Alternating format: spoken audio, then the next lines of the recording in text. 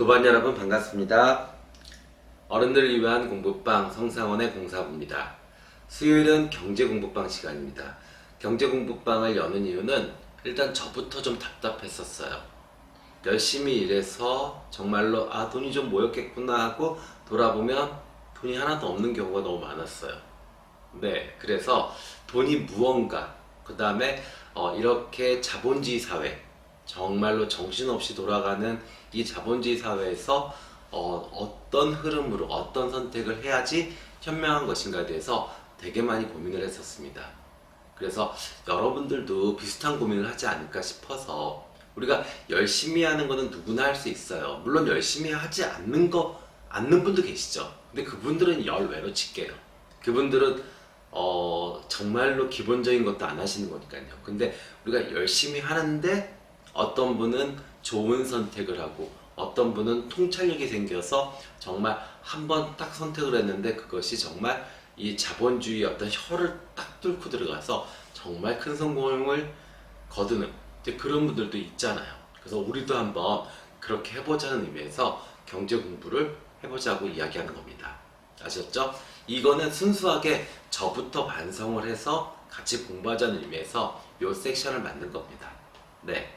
그래서 여러분들, 우리 도반님들께서는 뭐 공부를 하시는 분이시든 투자를 하시는 분이시든 아니면 뭔가 장사나 사업을 하시는 분들이든 그냥 크게 인문학적인 지식으로 돈의 흐름, 돈이라는 건 무엇이고 경제적이라는 것이 무엇이구나, 그러면 내가 어떤 선택을 해야겠구나 라는 것은 직접 각자 위치에 맞춰서 직접 알아서 하시면 될 것 같아요. 뭐 우리가 다 같이 모여가지고 무슨 주식 삽시다, 언제 사서 언제 팝시다, 아니면 뭐 코인 삽시다, 뭐 이런 이야기는 사실 제가 할 얘기는 아닌 것 같습니다. 네, 그래서 우리는 그냥 인문학적으로 자본주의 사회에서 너무나도 중요한 돈을 벌고 돈을 쓰는데 그거에 대한 너무나도 몰라요, 우리가. 그래서 그거에 대해서 좀 알자, 그런 의미에서 수요일날 경제 공부를 하는 겁니다. 아셨죠? 네. 자, 오늘 주제는요, 한 번도 일어난 적이 없는 일은 반드시 일어나게 된다 라는 이야기입니다. 그래서 분석의 실패가 아니라 상상력의 실패다 라고 이야기를 해요. 맞아요.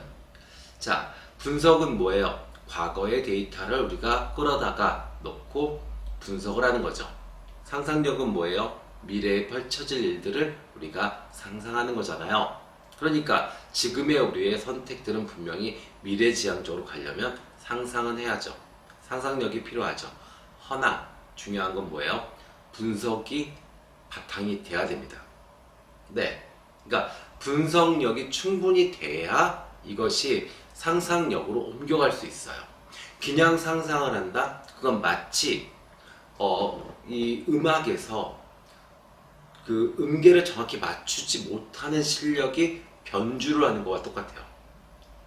예를 들어서 음을 정확히 맞추고 음정박자를 정확히 맞출 수 있는 연주자가 어느 경지에 올라서 사실은 이 애드립을 하잖아요. 그때 맞춰서 관객의 반응에 맞춰서, 특히나 재즈 같은 음악들이 그렇죠. 네, 그렇게 되는 거지. 그런 것들 없이 그냥 무작정 연주를 마음껏 한다? 그건 음악이 아니죠.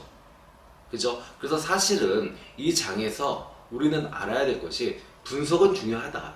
그러나 결국에 승패를 좌우하는 것은 상상력이다. 이렇게 이해해 주시면 좋을 것 같아요. 아셨죠? 자, 그래서 작가는 스탠퍼드 대학의 스컷 세이건 교수의 이야기를 전달합니다. 스컷 세이건 교수는 한 번도 일어난 적이 없는 일은 언젠가는 꼭 일어난다 라고 이야기를 했어요. 그리고 우리들이 대부분 투자나 사업에서 과거의 기억, 과거의 데이터에 의존해서 예측한다. 그럼 벌써 안 맞는 거잖아요. 과거의 데이터, 과거의 어떤 기억, 이런 것들은 과거의 것이잖아요. 근데 그것을 가지고 반복될 것이라고 생각을 하고 미래를 예측하는 거예요. 여기서부터가 좀 안 맞기 시작하는 거죠. 네. 자, 거기다가 인간의 선택은 언제나 불안정합니다. 그러니까 아주 그냥 정말 AI들이라면 반복될 수도 있을 거예요. 합리적이고 논리적이고 변수가 없고. 근데 인간은 불완전해요. 감정적이죠. 그래서 어떤 일이 벌어지냐고요? 어떻게 될지 몰라요, 사실은. 한 개인의 어떤 투자나 소비나 돈을 버는 거나 이것도 정말로 예측 불가능인데 큰 경제의 흐름 자체를 어떻게 예측할 수 있겠어요? 맞죠?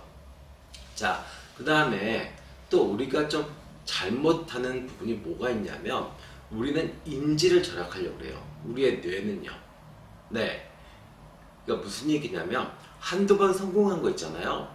그런 거에 의지해서 그것의 동일한 패턴으로 미래, 현재의 선택을 하려고 해요. 그러다 보면 내가 한두 번 성공한 것이 오히려 독이 돼서 정말 큰 실패의 나락으로 빠지게 만들죠. 대부분 투자하시는 분들이 이런 일들을 벌립니다. 주식 뭐 몇몇 저기 이 종목 잘 들어갔어요. 네, 돈 좀 벌었습니다. 그리고 또 자신감에 그 비슷한 종목에 또 들어갑니다. 그 다음에 이제 물리죠. 예, 이거는 제가 봤을 때는 우리 모두가 겪는 문제들이에요. 그래서 이것을 인정을 하고 우리가 이제 어떻게 해야 되냐 문제죠. 그러면 아까도 제가 말씀드렸어요. 자, 기본적으로 분석은 중요하다. 그리고 기왕이면 돈을 번 기업들, 돈을 번 경험들 있으면 좋죠. 그러면 분명히 자신감이 있을 거예요. 그러나 새로운 투자나 새로운 결정을 할 때는 분명히 다시 관찰하셔야 됩니다. 마치 새로운 동물을 보듯이 새로운 동물을 보는 건 어떻게 봐야 돼요? 네, 멀리서도 봐야죠. 그죠? 아, 저렇게 생긴 동물이구나. 그 다음에 가까이에서도 봐야죠. 그죠? 아, 이런 털을 갖고 있구나. 이렇게요. 우리가 만나야 될 미래는 이런 식으로 조금은 이 뇌에서 좀 피곤한 일이 되죠. 그죠? 다시 파악하고 확인하고 관찰하고 이것이 조금 불편하고 힘들 수 있어요. 그러나 그러지 않으면 상상되지 않아요. 자, 관찰해야 상상이 될 거 아닙니까? 그죠? 네, 어떻게 관찰하지 않고 상상할 수 있겠어요? 무엇인가 상상할 거리가 있어야 되잖아요. 근데 우리가 과거의 데이터를 보게 되면요, 그냥 그것을 어떤 새로운 동물이라고 생각을 안 하고요, 자기가 알고 있던 동물, 아, 다리 4개 달렸어? 그럼 사자야. 이렇게 판단을 해버려요. 그래서 우리가 힘들어지는 겁니다. 아셨죠? 자, 그리고 또 문제가 있죠. 환경이 변한다는 거죠. 그래서 그럴 때마다 우리가 과거의 이야기를 하면서 어떤 강요하게 됩니다. 특히나 이제 부모님들이 직업 선택이라든지 아니면 자식의 어떤 집을 사거나 아니면 경제적 활동을 할 때 라떼는 말이지 뭐 이런 식으로 얘기를 해요. 그거 참 문제죠. 그리고 자기 자신도 라떼는 말이지 이걸 씁니다. 아까도 이야기했지만 인지 절약 때문에 몇 번의 성공 사례 그거에 의존해서 기계적으로 투자하려고 하는 그런 습성들이 결국에는 자기 자신을 실패하게 만든다.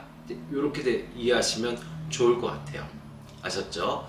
자, 그리고 작가는 그런 이야기를 하진 않았어요. 그런데 저도 이렇게 그 돈을 벌어보고 또 투자도 해보고 돈을 잃어도 보고 뭐 이런 과정에서 딱 이 표현이 가장 정확하더라고요. 경제는요, 파도 같아요. 그래서 똑같은 모양의 파도가 절대 밀려오지 않습니다. 네, 그러니까 매번 달라요. 그리고 정말 웃기는 건 밀물썰물의 주기와 물의 양도 다릅니다. 우리가 실제로 파도가 그렇잖아요. 막 몰아치는 것 같다가 어느 순간 보면 또 쭉 나갔다가 쭉 들어와요. 또 어느 때는 막 물이 막 엄청 들어오다가 어느 때는 또 조금 들어와요. 그러니까 결국에는 매번 관찰해야 돼요. 물론 아까도 이야기했지만 분석은 필요합니다. 과거에 어떤 패턴이었나는 필요해요. 그런데 요번에 지금 내가 만약에 서핑을 할 거다. 그러면 지금의 파도로 확인해야죠. 이 바다가 어느 정도로 험한 바다인지 정도는 우리가 미리 분석해야 되겠죠? 그러나 관찰해야죠. 관찰을 해서 오늘 파도는 이 정도구나. 그럼 내가 서핑을 할 수 있겠구나. 이제 현대 자본주의에 사는 사람들은 다 서퍼들입니다. 아셨죠? 그래서 작가는 이야기해요. 경제 침체의 평균 간격이 1800년대 말에는 2년주기였대요. 좀 짧았죠. 그리고 20세기 초에는 5년주기였대요. 미국은 지난 50년간 8년주기로 바뀌었대요. 그거는 아마도 여러 그 돈을 관리하는 그 정부나 아니면 기관들이 조금은 세련되게 관리를 했을 것 같아요. 그래서 그 주기를 좀 늘려놨는데, 늘려놓으니까 어떤 일이 벌어져요? 물을 막아놨으니까 물을 열어놓으면 어떻게 돼요? 그 사이에 모여있던 물이 더 커지죠. 그러니까 어떻게 돼요? 주기는 길어졌으나 경제 침체의 강도는 더욱 강해졌죠. 예, 그래서 이것은 자본주의 사회의 특징입니다. 예, 돈이 들어왔다 나갔다, 어느 때는 돈이 쫙 빠져서 정말 돈이 하나도 없는 나라도 돈이 없고 전 세계가 돈이 없는 경우도 있고, 지금처럼 그냥 뭐 우리는 힘든데 돈은 너무 많이 풀렸다고 이야기하고 그 풀린 돈들이 다 집값을 올려놓고 앉아있고 막 이런 일들이 벌어지고 있죠. 네, 그러니까 이거는 자본주의의 특성이다, 이렇게 이해해 주시면 좋을 것 같아요. 자, 그리고 작가는 이야기합니다. 과거에 의존하면 미래를 바꿀 이례적인 사건, 이례적인 사건을 놓칠 가능성이 있다라고 이야기합니다. 작가가 예를 든 건요, 19세기부터 20세기까지 태어난 사람은 약 150억 명이래요. 그런데 예를 든 7명이 세상을 바꾼 것은 실제로는 50% 이상 세상을 바꿨다라고 예를 듭니다. 자, 히틀러, 스탈린, 마오쩌둥, 그리고 프린치프, 에디슨, 빌 게이츠, 그 다음에 루터킹. 네, 이 사람들은 실제로 인구 퍼센테이지로 따지면 0.0000000000004%예요. 근데 이 사람들이 세상을 50% 이상 바꿨다. 그러니까 과거에 우리가 뇌가 딱 굳어서 인지를 절약하는 순간 이런 것들을 파악하지 못한다, 이제 이렇게 되는 거죠. 그렇죠? 그 다음에 또 하나 재밌는 예를 듭니다. 9.11 테러가 일어났어요. 9.11 테러가 일어나니까 연방준비제도 이사회에서는 금리를 낮춥니다. 왜요? 경제적인 어떤 공황 상태라든지 심리적 위축을 받은 것 같으니까 돈을 풀어서 안정을 시키려고 했죠. 그러니까 어떻게 돼요? 주택시장이 거품이 끼기 시작합니다. 그러고 난 다음에 그 금융위기가 오죠. 금융위기가 오니까 또 어떤 일이 벌어져요? 고용시장이 악화가 됩니다. 그렇죠? 고용시장이 악화가 되니까 어떻게 돼요? 죄다 다시 대학에 진학하려고 합니다. 그래서 학자금 대출이 늘어나는. 자, 학자금 대출이 늘어나는 데는 변수가 많을 텐데 지금 9.11 테러가 이렇게 영향을 끼쳤어요. 이런 일들이 벌어진다는 거죠, 지금 현대 그 자본주의 사회에서는. 그래서 예측 불가능한 사건들의 연결성, 그래서 예측하기가 어렵다는 거죠. 그래서 과거의 DB가 별로 중요하지 않다. 그러니까 관찰하는 게 너무 중요한 거예요, 사실은. 정말로요. 네. 그리고 현대사회에 어떤 구조적인 변화들이 있습니다. 뭐 작가는 이렇게 이야기해요. S&P 500에서 1976년도에는 금융은 포함되지 않았다. 그런데 현재는 금융 분야가 약 16% 정도를 차지하고 있다. 그 다음에 50년 전에는 기술주, 우리가 이야기하는 IT 기술주 있잖아요. 이거는 없었다. 그런데 지금은 S&P 500의 약 20% 이상이 기술주가 감당하고 있다. 네, 현대사회가 구조적으로 바뀐 거 맞죠? 그죠? 그리고 지금 코로나 시기, 그죠? 요 시기에 구조적인 변화가 생겼죠. 유동성이 증가됐죠. 그죠? 돈이 많이 풀렸죠. 그리고 인플레이션, 맞죠? 네, 돈이 많이 풀렸으니까 물가가 올랐죠. 그리고 세계는 다 보호무역으로 가려고 하죠. 지금 세계의 어떤 전체적인 신자유주의 이런 게 아니라 다 보호주의. 그래서 웬만하면 자국에서 만들어내자. 네. 그리고 예전처럼 코로나 이전처럼 막 자유롭게 뭔가 움직이고 서로 우호적으로 대하고 이런 건 별로 없죠. 그러니까 조금만 문제가 생기면 국지전 같은 것도 자꾸 일어날 것 같기도 하고 막 그렇죠. 그죠? 네, 약간은 좀 경제적인 전쟁 아니면 실제로 국지적인 전쟁들이 계속 벌어질 위기가 있는 그 상황이 지금 팬데믹 지금 상황인 것 같아요. 네, 그래서 지금 요 장에서는 이 상상력에 관련된 이야기들은 많이 안 나왔어요. 그래서 제가 말씀드리는 건 관찰해라. 네, 관찰이 조금 피곤한 일이긴 해요. 그런데 그 관찰이 결국에는 상상력의 기반이 된다. 이렇게 이야기 드릴 수 있을 것 같아요. 그래서 제가 팁을 드리자면 매일매일 경제 TV 보거나 매일매일 경제면 보지 마세요. 오히려 그 주마다 챙겨보세요.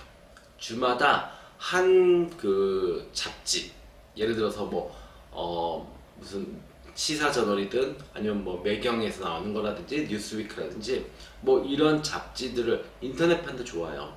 네, 거기서 경제면만 챙겨서 봐보세요. 그러면 주 단위의 흐름이 보입니다. 그러면 이게 관찰이 될 거예요. 관찰이 되면 어떻게 돼요? 상상이 가능합니다. 그래서 저는요, 제 상상이 맞는지 모르겠지만 그냥 제가 한번 상상을 해볼게요. 일단 지금부터 우리나라는 한 3년, 짧게는 3년, 길게는 한 5년 동안 대단한 경제 침체기를 겪을 것 같아요. 그래서 부동산과 주식이 같이 떨어지는, 그리고 인플레이션은 더 치솟는 이제 그런 상황이 될 것 같아요. 그리고 부동산 같은 경우는 고점 대비 30%에서 한 40% 정도가 다운될 것 같습니다. 더 심한 곳, 뭐 변두리 같은 곳이라면 50%, 60%도 떨어질 수 있을 것 같아요. 그리고 뭐 그런 얘기들 하시잖아요. 야, 부동산은 그래도 우리나라는 아파트가 많아서 재건축 재개발하면 부동산 가격을 떠받쳐. 아니요. 부동산이 이렇게 침체되면요, 집값 자체가 낮기 때문에 개발을 안 하려고 합니다. 그러니까 지금 이 정부에서 대단히 큰 실수들을 많이 한 겁니다. 집값이 그래도 괜찮을 때 집을 많이 지어놨으면 집값이 낮을 때 그 집을 안 지려고 하는 그 수요가 커버가 되거든요. 그 공급에 대한. 그죠? 그런데 공급 자체의 의욕 자체가 없어요. 공급 자체를 안 하려고 해요. 재건축 재개발 해봐야 수익이 안 나오는데 건설사가 그걸 왜 하겠습니까? 그죠? 그래서 당분간 아마 다음 대통령은 계속 경제가 어려운 상황에서 정권을 유지하고 경제를 살리는 쪽으로 아마 골머리를 좀 써봐야 될 것 같습니다. 주식도 아마 제가 봤을 때는 몇몇 주, 그러니까 뭐 특별하게 뭐 테마주 있잖아요. 그러니까 뭐 전지라든지 뭐 이런 것들. 그래서 뭐 새로 기업 공개하고 주식 상장하고 뭐 이러면 이슈 받겠지만 그것도 잠깐일 겁니다. 왜냐하면 그 펀드멘탈이 별로 안 좋아요, 지금 이 나라가. 네, 그래서 조금 좀 위험한 시기입니다. 그래서 여러분들이 만약에 주식 투자를 하신다고 하시면 지금은 조금 관망하시고요. 그리고 부동산을 투자하시겠다고 하시면 부동산보다는 차라리 채권이나 이런 걸 좀 생각해 보시고요. 만약에 꼭 내가 실물로 뭔가를 사고 싶다 이러시면은 지금은 아파트보다는 차라리 건물을 하나 조금만 뭐 꼬마 빌딩 이런 거를 차라리, 왜냐면 지금 아파트 가격이면 꼬마 빌딩 하나 사거든요. 근데 결국에는 나중에는 임대 수요가 나올 수 있는, 얘가 자체가 경제적인 가치를 할 수 있는 건물이 오히려 돈이 덜 떨어질 겁니다. 네, 그래서 제가 상상하기는 이렇게 제가 상상을 해봤습니다. 네, 그래서 저는 그렇게 지금 이 현대 사회에 맞춰서 이렇게 적응해 나가고 있습니다. 네, 다윈이 이야기했잖아요. 강한 놈이 살아남는 것이 아니라 적응하는 놈이 살아남는 것이다. 그래서 결국에는 진화는 적응하는 녀석들이 진화한 것이다 라고 이야기했어요. 현대사회가 이렇게 빨리 변하고 있기 때문에 우리는 적응해야 합니다. 적응하지 못하면은 우리는 화석이 됩니다. 그래서 거기에는 관찰, 네, 관찰이 중요하고요. 물론 분석 중요하죠. 네, 분석은 기본이고요. 관찰 중요하고 관찰과 분석이 결합돼서 상상력, 그 상상력으로 딱 선택하면 그것은 직업이든 아니면 투자든 아니면 사업이든 장사든 분명히 좋은 결과가 나올 것 같습니다. 자, 모두 돈 많이 버시고 행복해지시기를 기원합니다. 지금까지 공사부였습니다. 감사합니다.